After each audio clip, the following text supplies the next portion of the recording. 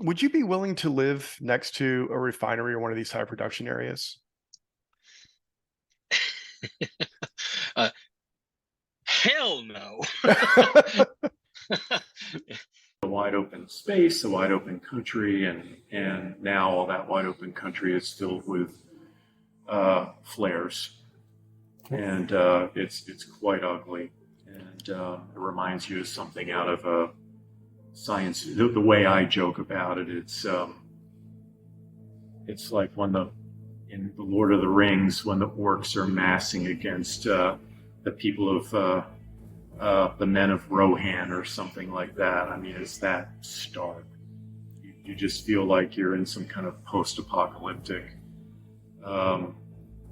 you know, some kind of post-apocalyptic kind of nightmare scape is what it feels like when you're driving through.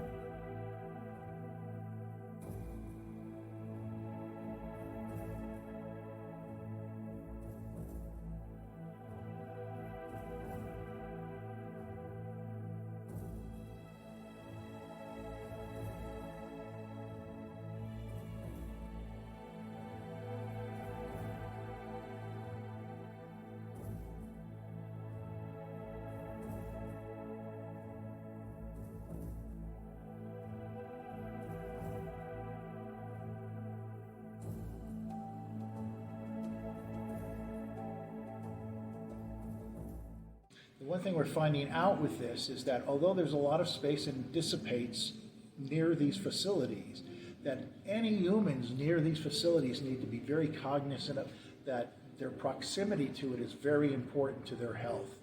This is being found out also like in Arlington and in the Metroplex where these facilities are close to schools and daycare centers and things. And they're finding out there's a lot of emissions in the vicinity when you're close to it. So proximity is everything. What this does is it basically helps people decide and governments decide what kinds of regulation should be imposed on this. For instance, keeping oil facilities out of the town. You know, we have pump jacks in the middle of towns next to restaurants. All these things might be best kept out of town. So you mentioned health effects. Specifically, what kind of health effects Health are you effects all seeing? have to do with respiratory and pulmonary disease. There's an awful lot that's associated with this. This is exacerbated here in another way by the oil industry, is that all the barren ground that they have for pump jacks and for these facilities add to the dust content of the air. And during the last 2 years that we had a drought here, where there was no vegetation covered, dust has been extremely bad.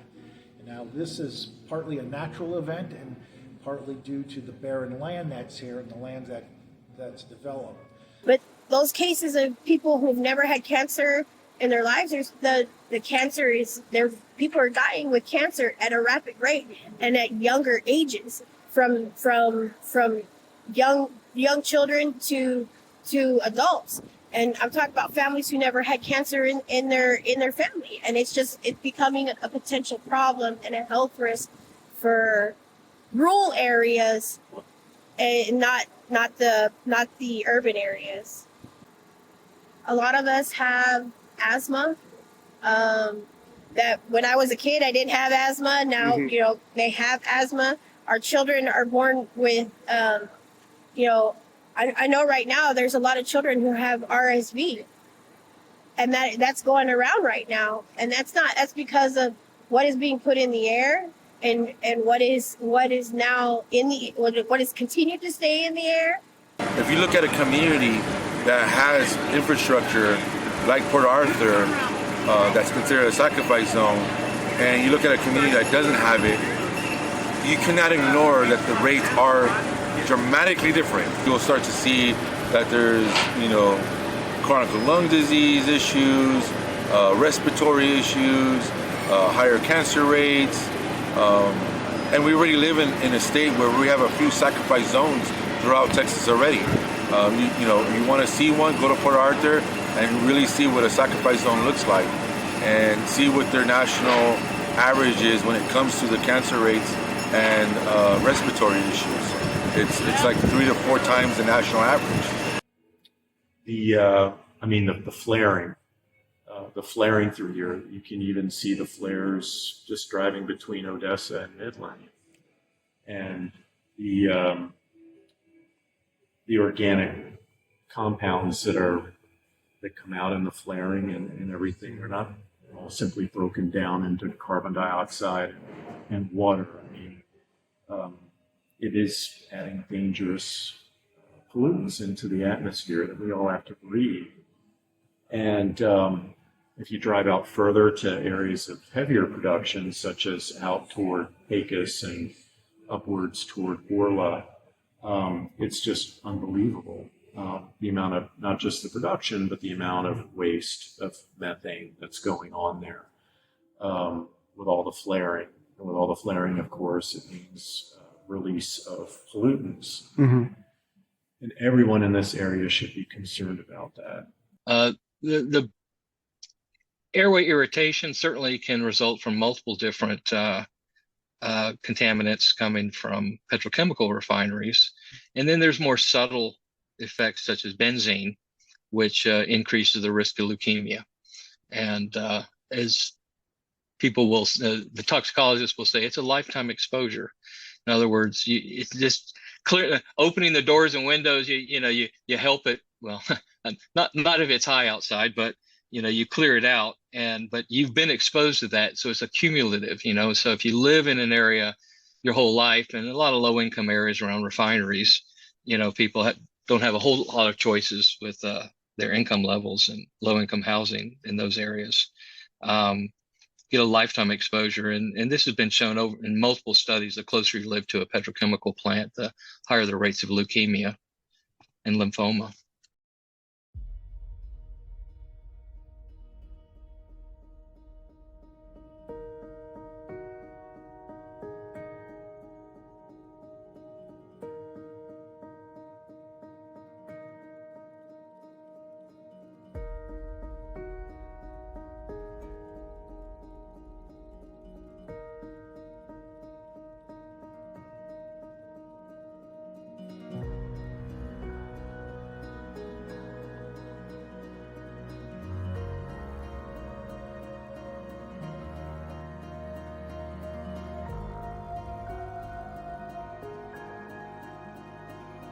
So I flew into the Permian, a couple days ago, go Astros, and coming back from Philly, and everything was lit up. It was just, and unfortunately, that's the market that we have, and there aren't any consequences for flaring because the Railroad Commission grants flaring permits and exceptions all the time, and there's no penalties.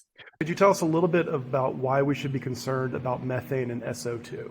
Well, methane is a much worse greenhouse gas, although it has a shelf life, so to speak, in the environment, but that doesn't really matter at this particular point. With all the CO2 and everything, it's exacerbating any situation we happen to be in. Okay. SO2 and H2S, which we can monitor with a handheld monitor, are products from flaring and a variety of other things that are very dangerous. Those are a concern. And even when wells are burning off H2S, which with a flare, we're then getting a component of soot in the air. In fact, this month was particularly bad for soot in the air, not just feldspar dust of dirt that was in the air. We have this soot from these flares and everything that are also present there. Okay. First of all, it's like we're being told that it's not a big deal because I do not know if I'm saying his name correctly. It's okay. Mike Conaway. Okay. He was the representative for this district. I think he bowed out the last elections, but I remember going to a talk with him where he was taking answers from students, and I was 17 or 18, and I asked him specifically about climate change, and his answer to me was, the climate has been changing since the dawn of man. So he's being allowed to tell teenagers that, and like, I'm sure based off of most people's politics here, as Republicans, they're watching Fox News and other conservative sites telling them this is not a big deal. The climate has been changing since the dawn of man. God wants it this way. And they're teaching their children that, so then their children don't worry about it. As a geologist, and I teach historical geology, the one thing is that, yes, everybody's right. Climate has changed continuously in the past. There's nothing unusual about that. But all of the 5 major extinctions that are involved in the demise of organisms always have a component of rapid climate change. Key word being rapid. That we're putting so much into the atmosphere, it's changing too fast. And so adaptations of animals, of us, of the engineering problems we issue. What if a hurricane hits New York and it floods all the subway system where 4.2 million people are moved every day in that system? Now what are we going to do? And now they can't pump it all out. In engineering, it's an engineering problem, but you can't fix that engineering problem in a day or two. I think one of the biggest effects of pollution is global warming. And you can see that in the Mid-Desa area in the summers that we've had. I mean, how many summers does it have to be that it's the record hottest summer for us to start saying that there's a bit of a problem? Okay.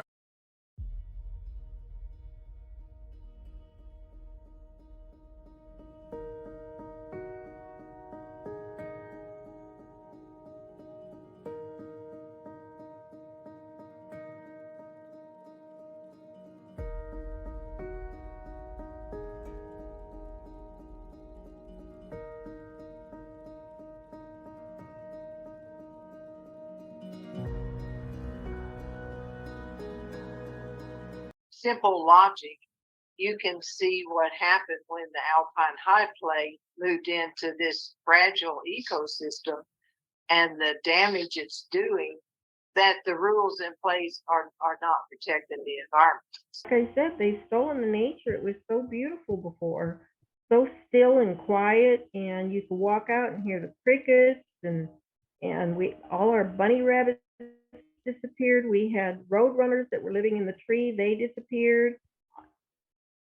I actually had some pictures that were emailed to me about a couple of coyotes laying dead next to one of those water tank things where they dump the salt, the bad water, and they've just stolen it. They've ruined it.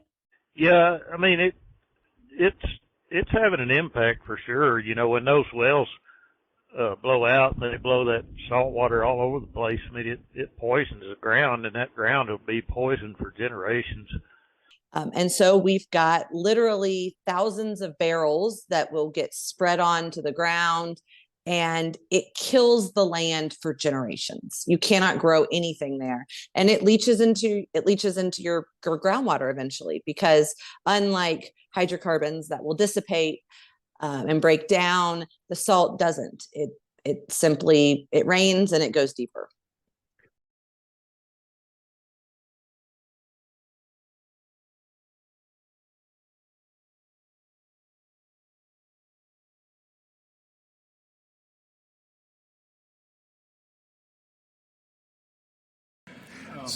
So speaking of the water injecting and going through the sandy soil, is there any concern about that water hitting aquifers or affecting drinking water supply? Concern. This is one of the major things in the basin here. We know aquifers are being contaminated, particularly by old wells that haven't been cased and cemented in properly. We have several examples in West Odessa that this is happening, where it's following the water.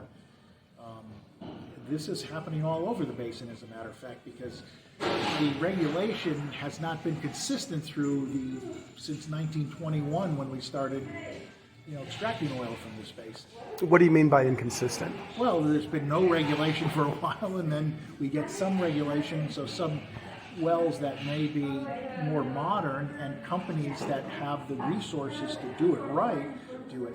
One of the good examples is they used an injection well down by Crane, west of Crane. And actually the top of it was blown off from the pressure and everything, and there was a few hundred feet in the air of salty who knows what in the water that basically killed everything around it. Now that was cleaned up, and industry responded to it fairly quickly, which was good, but these are the kinds of things that could be happening more frequently if something isn't done with some of the older wells that are not properly cased and capped for. Okay. You were telling us about Brady, Texas. So it's a town where everybody knows you can't drink the water. People who live there are dying at a rapid rate for different kinds of cancer. You know, if you can't drink the water and people are dying of cancer, you know there's something wrong with the water. Yeah. Whether they tell you not to drink it, you still bathe in it, you still brush your teeth, you wash your clothes, you water your grass. If you those kind of chemicals are still in that water. People are just finding out like weeks or months, and then they have cancer and then they die because the water is contaminated, and they know the water is contaminated, and they continue to be in those places because that's all they have. That's where they're from. They don't have anywhere else to go. There's towns in Texas where they have no drinking water. They don't drink water from the water. They bathe in it. They wash their clothes in it. They brush their teeth in it, but they don't drink it. It doesn't make any sense. These old well bores, there's probably over 100,000 of these things scattered across the state, and they're sitting there rusting and leaking, and the Railroad Commission's not taking care of them.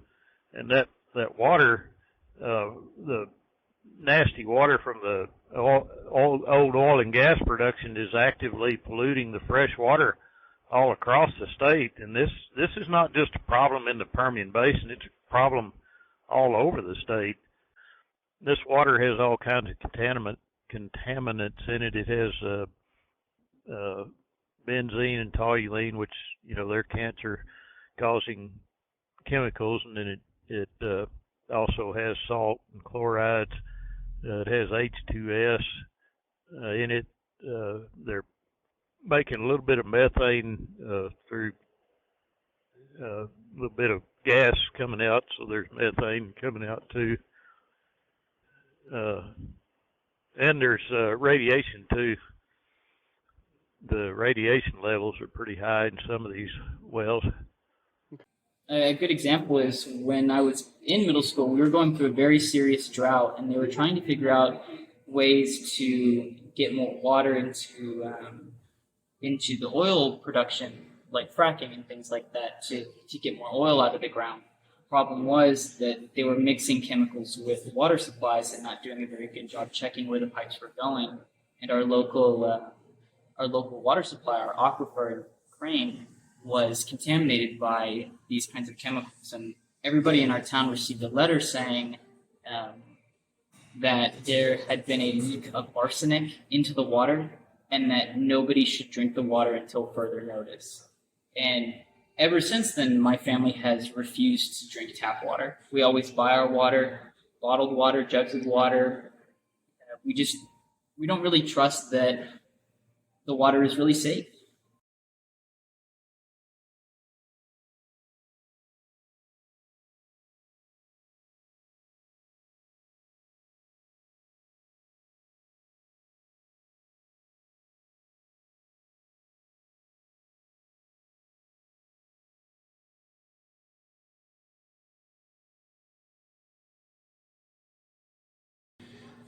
We have frequent earthquakes here. We have a monitoring site right on campus here, which shakes frequently.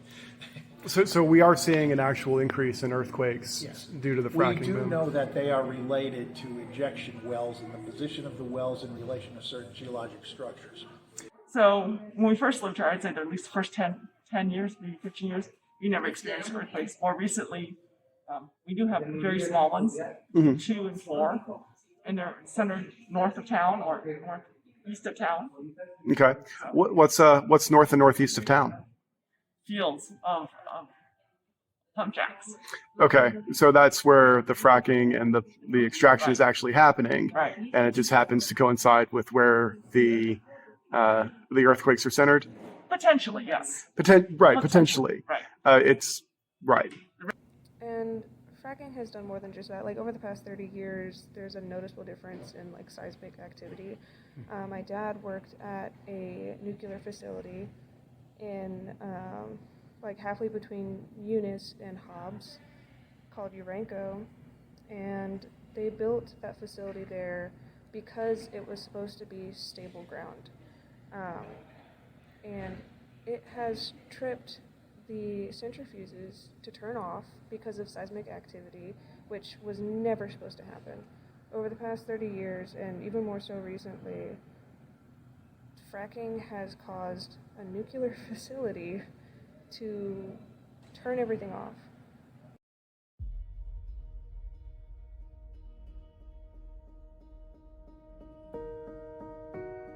We had an exchange student visiting from China, and one day she said, "Oh, I love the smell," and I'm thinking, "It's an awful smell." Well, it's a smell of fuel, the burn-off. So it's just a smell of whatever we put into the chemicals to make it so you can identify it. And to her, that's a beautiful smell, and I'm thinking that's an industrial pollutant smell. And other days we don't smell it, but sometimes you do smell it depending which way the wind's blowing. Sure. So to me, that's something that I don't personally enjoy, but her, from where she lives in an industrial town, that's a normal smell. There were times that I could walk outside and it had a industrial, for lack of better description, smell and feel. It was heavy. I'm a lung cancer survivor, so my lungs are very sensitive, and I have trouble breathing if there's any kind of pollutants in the air, and you can taste it. It's if you've ever driven by a disposal well operation tank battery system that they have in place. I did not know this in the beginning, but I've learned a lot since. They have emissions also, and you can drive by one and it just has such a strong putrid smell to it. It's really hard to describe. They told us that we would never smell anything and it would never come into our home, but there were many nights that we would wake up gagging in our sleep because of the gas or the smell in the house. I'd have to wake up and shut my windows and doors, at 3 a.m. Because of the smell of the hydrogen sulfide. As we know, hydrogen sulfide, it turns into acid, I believe, when you inhale it. So it's, so that's been another issue. It stinks. Going outside is not fresh air anymore. It stinks and you get headaches, and the sulfur and I believe it's is it hydrogen sulfide? I can't remember, but it's lethal. It's something like that, and it's lethal. And I just remember going camping a few times and just hating it because it wasn't clean and fresh and away from the smog and the stink of cars. It stank of sulfur and oil because it was so close.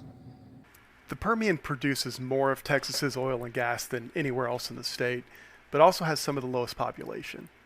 I think it's fair to say that most Texans will never come here and will never have your day-to-day experiences. What do you want people to know about the Permian? Our desert's beautiful, our people are beautiful, and the men and women who make our modern day life a reality. We are out here, and it's been generations of cattle ranchers and oil and gas people. And for years, it's been a symbiotic relationship, and it's worked well. But we now have, unfortunately, money people in places like Wall Street and Silicon Valley making decisions based on bottom lines and not understanding the operational realities of exploring for and producing minerals. you can have oil and you can enjoy your petroleum and everything, but also know that people live here and everything, and that we also have to regulate it to some degree so people don't get sick, so children don't get sick. There's a lot of things that are impacting this area. And yes, we do have, our health issues are a little more acute than most other areas. Whether it's related to industry, we're going to find out. And when we do, then, you know, if it is, then that's another issue that's going to be on the list of things to take care of. Before this happened, our air was always clean. You could go out at night and see the stars from horizon to horizon. We had no concerns of earthquakes. When they start building their pads, the infrastructure, the roads and everything that goes along with that, the dirt, you know, when the wind blows just a little bit, you got a dirt cloud everywhere. So it has completely changed our quality of life here. And unless they have experienced that, you really can't explain that to people. It's hard for them to understand the impact that has on their life. The area has its own unique beauty, and that's one of the things that I first really fell in love with the area over. That, you know, you drive out into the landscape, even at night. Students have told me how much they like night driving.